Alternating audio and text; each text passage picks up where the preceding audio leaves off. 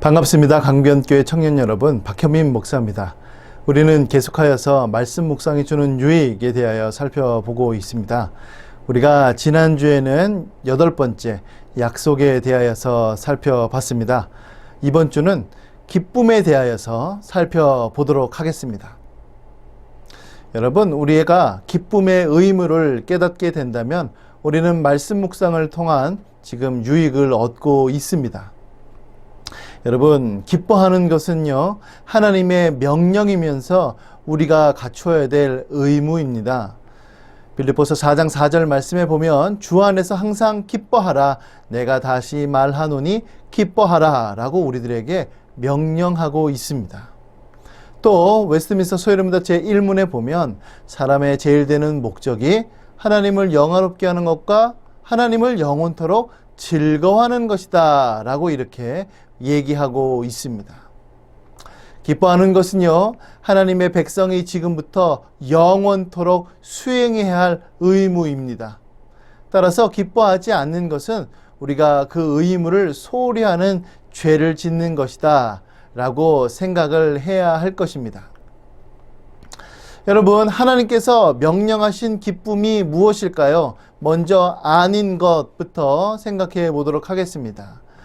먼저 세속적인 원천에서 나오는 육신적인 기쁨은 주님께서 명령하신 기쁨이 아닙니다. 이를테면 재물이나 명예를 얻는 것, 그것을 통해서 우리가 기쁨을 얻을 수는 있겠지만 그것을 말씀하고 있는 것은 아니지요. 또 사람을 통해서 얻는 기쁨, 가족이나 친구를 통하여서 그들과 교제하면서 얻게 되는 기쁨이 있지만 그것을 말씀하고 있는 것도 아닙니다. 또 광적인 기쁨이죠. 흥분, 쾌락, 이런 것들 역시도 하나님께서 우리들에게 요구하시는 기쁨은 아닙니다. 이러한 것들은요, 안개와 같이 잠시 후면 없어질 것들입니다.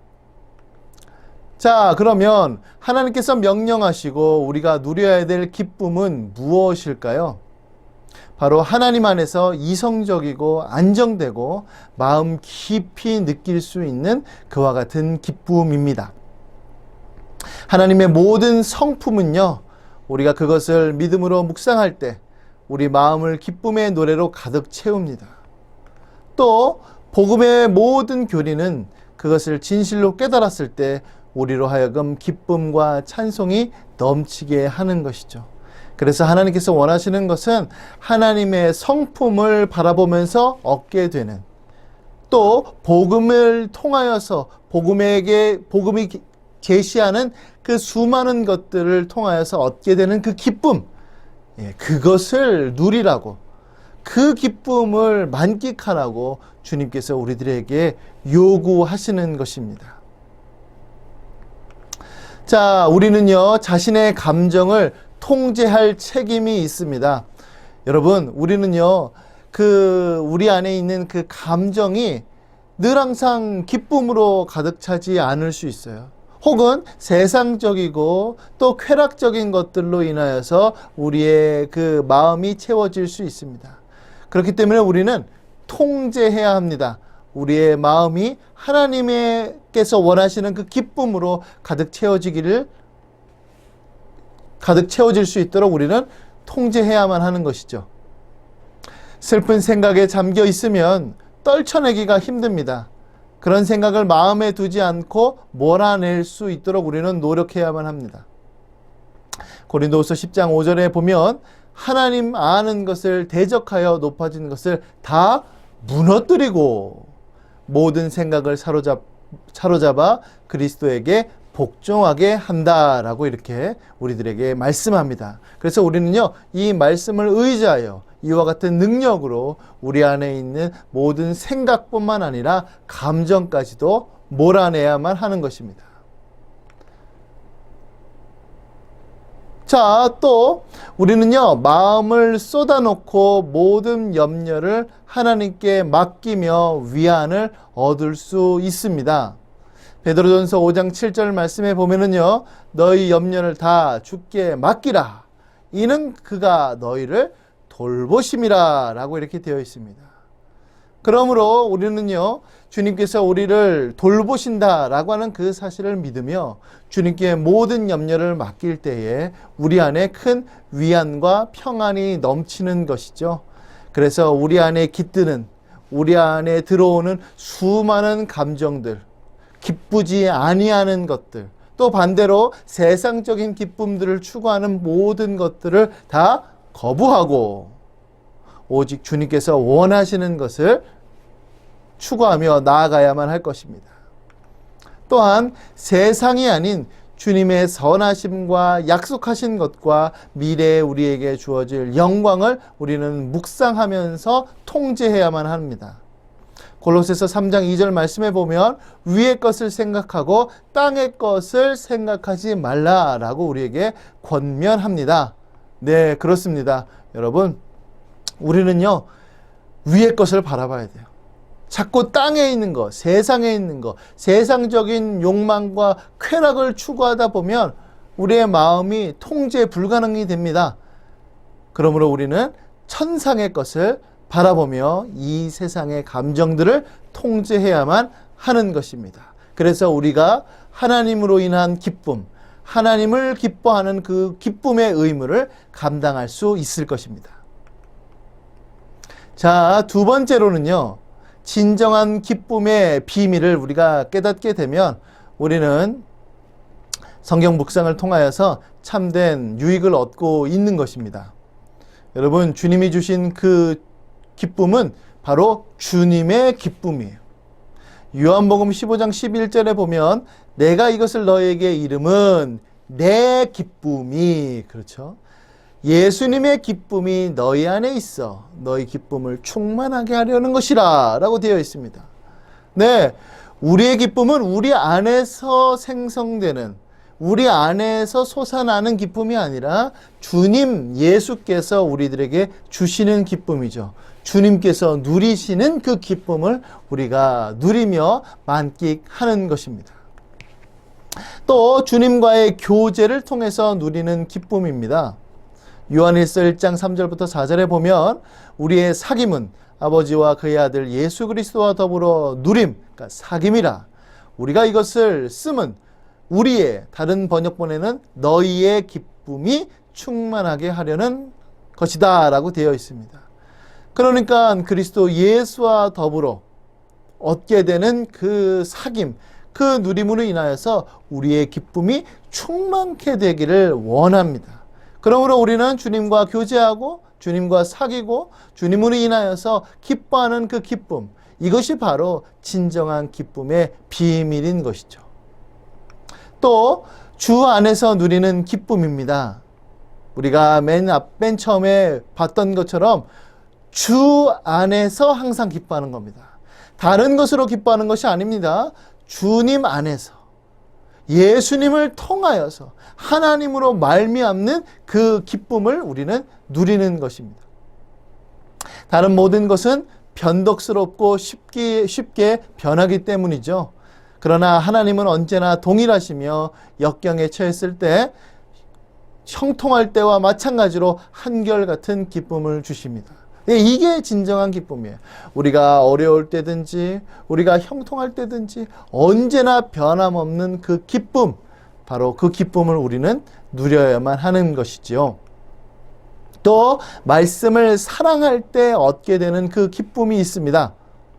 예레미야 15장 16절에 보면 내가 주의 말씀을 얻어먹었사오니 주의 말씀은 내게 기쁨과 내 마음의 즐거움입니다 라고 우리에게 고백합니다. 그러므로 여러분, 우리가 말씀 안에서 계시된 하나님께서 어떤 분이시고 또 하나님의 그 율법이 정말로 얼마나 탁월하고 정말로 인간 안에서의 소망은 오직 말씀밖에 없다는 그 사실로 인한 그 깨달음이 우리 안에서 진정한 즐거움으로 얻게 되는 것입니다. 우리가 잘 알고 있고 또 우리가 자주 언급했던 찰스 스펄전 목사님이 시편 43편 4절 말씀을 이렇게 주의했습니다. 그런즉 내가 하나님의 제단에 나아가 나의 큰 기쁨의 하나님께 이르리로다. 자, 다윗은요, 의식 중심의 이교도가 아니었으므로, 그러니까 제사 중심, 겉으로 드러나는 그러한, 의식 중심의 이교도가 아니었으므로, 그가 관심을 가졌던 것은 제단 자체가 아니었다. 오직 그의 영혼이 진정으로 갈망했던 것은요, 하나님과의 영적인 교제를 나누는 것이었다는 것이죠. 다윗이 주님을 얼마나 거룩하게 기뻐했는지 보라. 이 표현이 너무 좋아요. 거룩하게 기뻐했는가. 주님은 다윗에게 기쁨의 원천에 그치지 않고 기쁨 그 자체였습니다. 주님은 그에게 기쁨 중에 기쁨이었고 기쁨의 영혼과 본질과 중심이었던 것이죠. 여러분, 하나님께서 내게 뭘 주셨기 때문에 기쁨이 되는 것이 아니라 내가 아무것도 주시지 않았어도 주님 자체가 기쁨의 근원이고 기쁨의 원천이고 기쁨 자체였다는 것입니다. 우리가 잘 알고 있는 이 하박국 선지자가 얘기하죠. 무화과도 없고 포도나무도 없고 감람나무도 없고 밭에 먹을 것도 없고 우리의 양에도 없고 외양간에 소가 없는데 나는 여호와로 말미암아 즐거워할 것이다. 나는 구원의 하나님으로 말미암아 기뻐할 것이다. 이게 뭐죠? 하나님께서 내게 아무것도 주지 않았어도 나는 하나님 때문에 하나님 자체로 인하여서 나는 기뻐한다는 것입니다. 하나님께서 원하시는 것은 바로 이와 같은 기쁨을 원하시는 것입니다. 자, 세 번째로는요, 기쁨의 큰 가치를 깨닫게 되면 우리는 말씀 묵상을 통하여서 유익을 얻게 되는 것입니다. 여러분, 기쁨은 우리의 힘입니다. 정말로 힘이에요. 자, 기쁨은요, 우리 영혼에게 마치 새의 날개와 같아요. 그래서 우리가 이 땅의 잔재를 떨쳐내고 높이 날아오를 수 있도록 만들어 버립니다. 자, 이게 무슨 의미냐면 느헤미야서 8장 10절 말씀에 보면 자세히 나옵니다. 여호와로 인하여 기뻐하는 것이 너희의 힘이니라. 자, 느헤미야 당시 이거는 수문앞 광장 안에서 있었던 회개 운동인데요. 느헤미야 시대 때에 그들은 바벨론 포로 귀환을 겪었던 존재들입니다. 그들은요, 수문앞 광장에 모였어요. 그들은요, 율법을 선포했고요, 자신의 죄악들을 떠올렸습니다. 그리고 회개의 눈물을 흘렸습니다. 그러나 문제는 뭐였냐면 백성의 마음이 다시금 시들기 시작했어요. 회개의 눈물이 시들었다는 얘기가 아닙니다. 정말로 슬퍼서 마음의 힘이 떨어졌다는 얘기예요. 이 상태로는요, 어려움을 극복할 수 없었어요. 지금 이스라엘 전체가 해야 할 것들이 많습니다. 성전은 재건됐지만 성벽을 재건하고 외세로부터 오는 그런 것들을 막아내야 되는데 지금 그걸 할 힘이 없는 거예요. 이것들로는 도저히 안 되는 겁니다. 그래서 느헤미야가 이렇게 얘기하는 것입니다. 백성이 율법의 말씀을 듣고 다 우는지라. 총독 느헤미야와 제사장 겸 학사 에스라와 백성을 가르치는 레위 사람들이 모든 백성에게 이르기를 오늘은 너희 하나님 여호와의 성일이니 슬퍼하지 말며 울지 말라 하고, 그렇죠? 울지 말라. 네. 그러면 어떻게 해야 되느냐? 느헤미야가 또 그들에게 이르기를 너희는 가서 살찐 것을 먹고 단 것을 마시되 준비하지 못한 자에게는 나누어 주라. 이 날은 우리 주의 성일이니 근심하지 말라. 여호와로 인하여 기뻐하는 것이 너희의 힘이니라 라고 우리에게 말씀하고 있는 것입니다. 그러니까 지금 이 사람들이 해야 할 일들이 너무나도 많은데도 불구하고 회개의 눈물을 흘리며 슬퍼하고 근심하며 어떻게 하면 좋을까라고 할 때는 힘이 없는 거예요. 앞으로 이 헤쳐나가야 될 그러한 능력이 없는 겁니다. 또 죄를 저지르면 어떡하지? 또 잘못하면 어떡하지? 수많은 생각들이 오고 가겠죠. 그러나 그것이 아니라 하나님으로 인하여서 기뻐하는 것, 아, 하나님께서 우리의 주인 되시는구나. 하나님께서 우리의 목자 되시는구나. 하나님께서 지키시는구나. 그것으로 인하여서 힘을 얻고 기쁨으로 나아갈 때에 그 수많은 난관들을 극복할 수 있다는 것이죠. 여러분, 죄를 자백하고 슬퍼하는 것은요, 반드시 필요한 겁니다. 그것이 없으면 하나님과의 교제를 지속할 수는 없는 것은 사실이에요. 그러나 그 다음에는 하나님을 기뻐하는 단계로 나아가야만 합니다.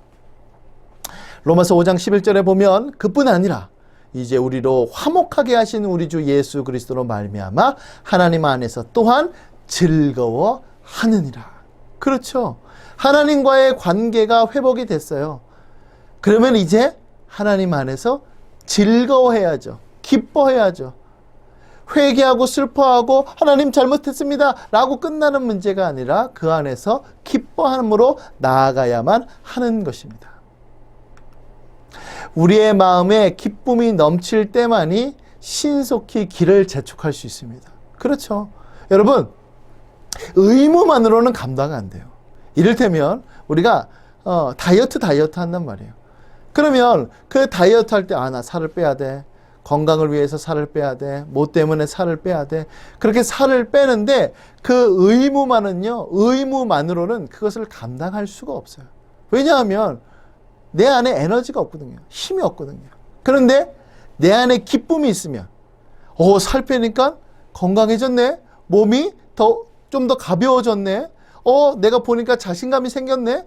이러한 기쁨이 얻게 되면 그 다이어트 하는 것이 힘이 나는 것입니다. 사랑하는 신부를 맞이하러 가는 발걸음이 여러분 얼마나 활기찹니까? 내 안에 기쁨이 있기 때문에 그런 것이죠. 네, 그런 것처럼 우리 안에 기쁨이 있어야 되는 것입니다. 절망에 빠지면 더 이상 순종할 수 없어요. 기쁨이 없다면 여러분 경배할 수 없습니다. 그러므로 여러분 기쁨은 힘입니다. 즐거움은 능력이에요. 그래서 우리가 우리 안에 기쁨과 즐거움을 회복하여서 하나님께서 우리들에게 주신 그 의무들을 감당할 수 있기를 바랍니다. 과거의 실패를 되새기며 후회하거나 굳은 결심을 한다고 해서 그것만으로는 시련을 헤쳐나갈 수 없습니다. 마음이 가벼워야 팔도 힘껏 휘두르는 법입니다. 히브리서 12장 2절 말씀과 같이 믿음의 주여 또 온전하게 하신 이인 예수를 바라보자. 그는 그 앞에 있는 기쁨을 위하여 십자가를 참으셨어요.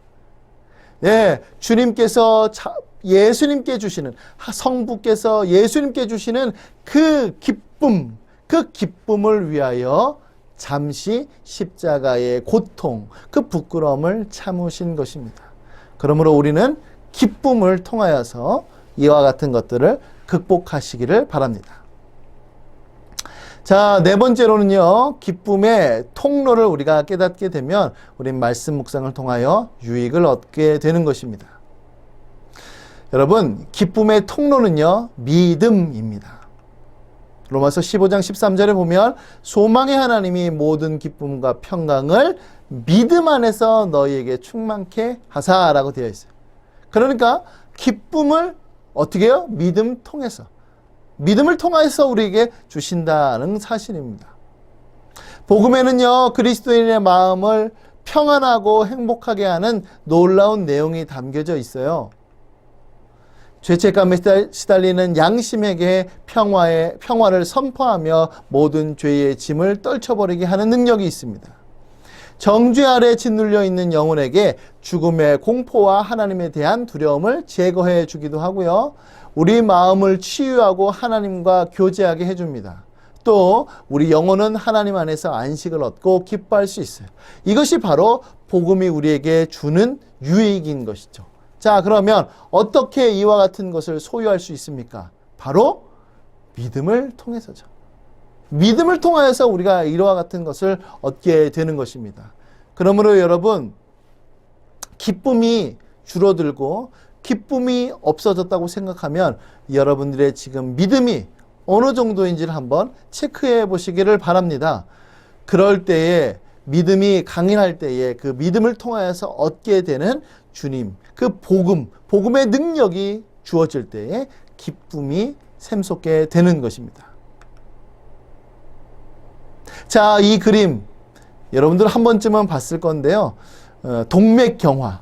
그러니까 혈관 안에 점차 저렇게 노란 부분, 그 하얀 부분처럼 이렇게 되면 우리가 그 혈액이 원활하게 지나갈 수가 없어요. 그렇죠? 마찬가지로 믿음이 약하면 기쁨도 강해질 수 없습니다. 저 혈관 막히지 않도록 우리가 열심히 식이요법을 하는 것처럼, 운동을 하는 것처럼 우리의 믿음이 강해져서 주님께서 주시는 그 기쁨이 더욱더 넘쳐나기를 바랍니다. 자, 다섯 번째로요. 기쁨을 유지하기를 지금 계속할 수 있다면 여러분들은 말씀 묵상을 통하여서 유익을 얻고 있는 것입니다. 여러분, 바울과 실라의 모범을 우리가 살펴볼 필요가 있어요. 사도행전 16장 25절에 보면 한밤중에 바울과 실로가 기도하고 하나님을 찬송하며 죄인들이 듣더라. 바울과 실라는요, 복음을 전한다는 이유로 지하 감옥에 갇히고 말았습니다. 그럼에도 그들은 불평하고 투덜거리지 않았어요. 오히려 하나님을 찬송했습니다. 여러분, 이것이 어떻게 가능했을까요?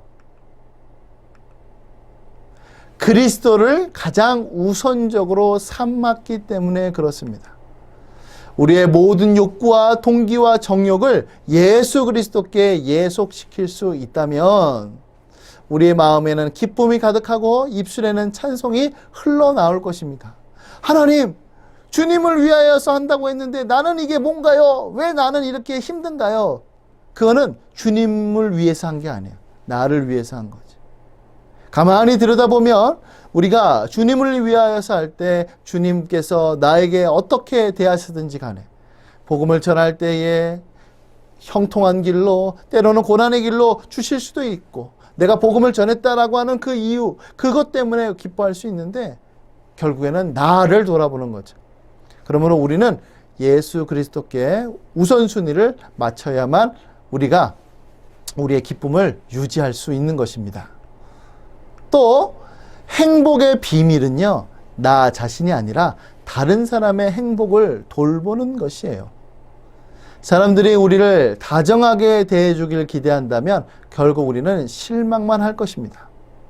남들이 우리의 자존심을 세워주기만을 바란다면 그렇지 않을 경우 우리는 낙담할 수밖에 없을 거예요.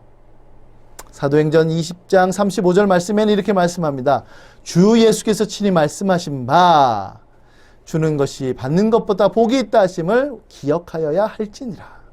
여러분, 받는 것이 더 복될까요? 주는 것이 복될까요? 당연히 주는 것입니다. 왜냐하면 하나님께서 복되시기 때문에 그 복되심이 우리에게 흘러나오는 거거든요. 그러니까 하나님은 복의 근원이 되시는 겁니다. 우리도 마찬가지예요. 우리는 받는 것이 더욱더 좋을 거라고 생각하는데 아니에요. 주는 것이 더 복됩니다. 이 사실을 잊지 마시기를 바랍니다. 이럴 때에 우리는 기쁨을 유지할 수 있는 것입니다. 여러분, 여섯 번째, 기쁨의 장애를 피하기를 소원합니다.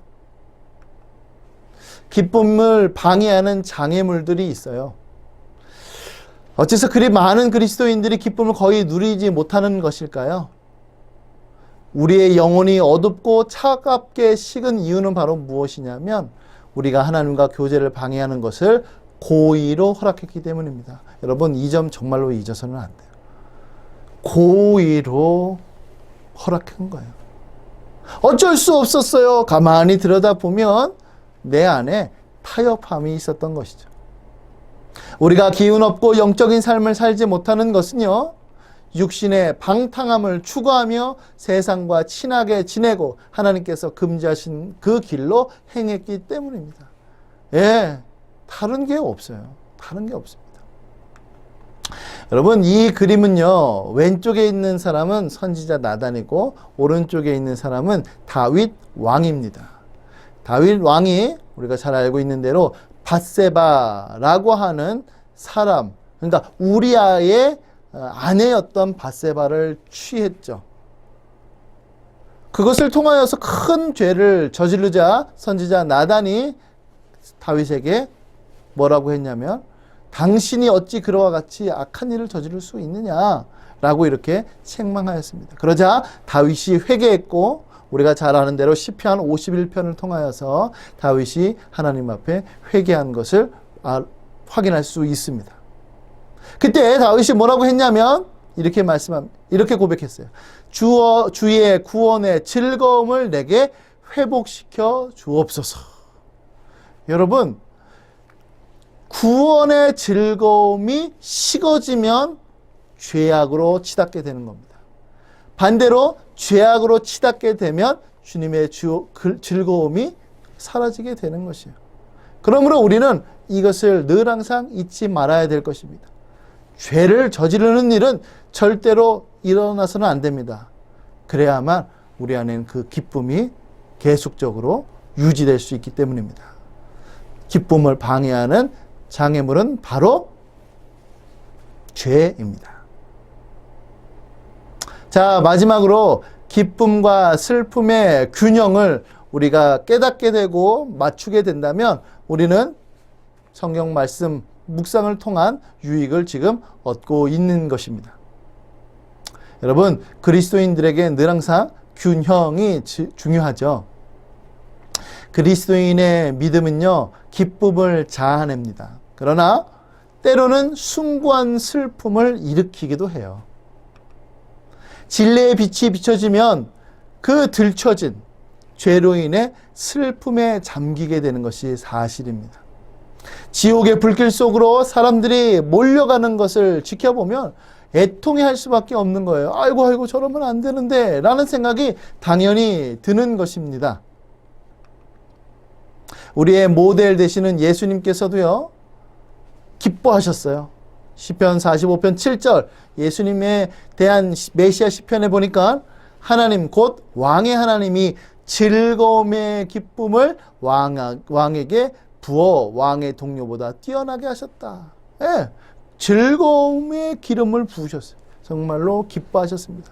그러나 예수님께서는요, 이사야서 53장 3절 말씀과 같이 그는 멸시를 당하고 사람들에게 버림받았으며 슬픔을 많이 맛보고 병고를 아는 분이셨습니다. 그래서 여러분들, 예수님은 살아생전에 기쁨이 충만하셨지만 또한 슬픔도 가지고 계셨습니다. 자, 그러면 기쁨과 슬픔이 서로 반대냐? 아닙니다. 상호 보완이며 균형을 잡고 있는 것입니다. 그렇죠? 기뻐하라고 해서 슬퍼하지 않는 것은 아닙니다. 그러나 그 슬픔이 거룩한 슬픔이에요. 죄로 인한 슬픔인 것입니다. 세상으로 인한 그 염려로 인한 그 슬픔이 아니라 바로 이와 같은 슬픔인 것이죠. 그러므로 우리는 슬픔과 기쁨이 균형을 잘 맞춰서 주님께서 원하시는 그 믿음의 자녀로서 성장해 나가야만 할 것입니다. 자, 우리 사랑하는 청년 여러분, 마무리 짓도록 하겠습니다. 여러분, 여러분들 안에는 얼마나 기쁨이 있으십니까? 여러분들 안에는 얼마나 큰 즐거움이 있습니까? 단순히 세상적이고 쾌락적인 그러한 즐거움에 빠지고 있습니까?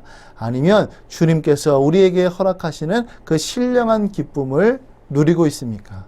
주님께서 원하시고 주님께서 명령하시는 그 기쁨은 바로 신령한 기쁨입니다. 우리는 기쁨에 대하여서 살펴봤습니다. 기쁨의 의무부터 시작해서 기쁨과 슬픔의 균형까지 살펴보았습니다. 우리 마지막으로 성경 한 구절 보고 마치도록 하겠습니다. 빌립보서 4장 4절 말씀. 주 안에서 항상 기뻐하라. 내가 다시 말하노니 기뻐하라. 여러분들의 삶 가운데 주님께서 주시는 그 기쁨, 주님 안에서 누리는 그 기쁨, 주님 자체를 기뻐하는 그 기쁨을 누리는 우리 청년들 될 수 있기를 예수님의 이름으로 간절히 축복합니다. 아멘.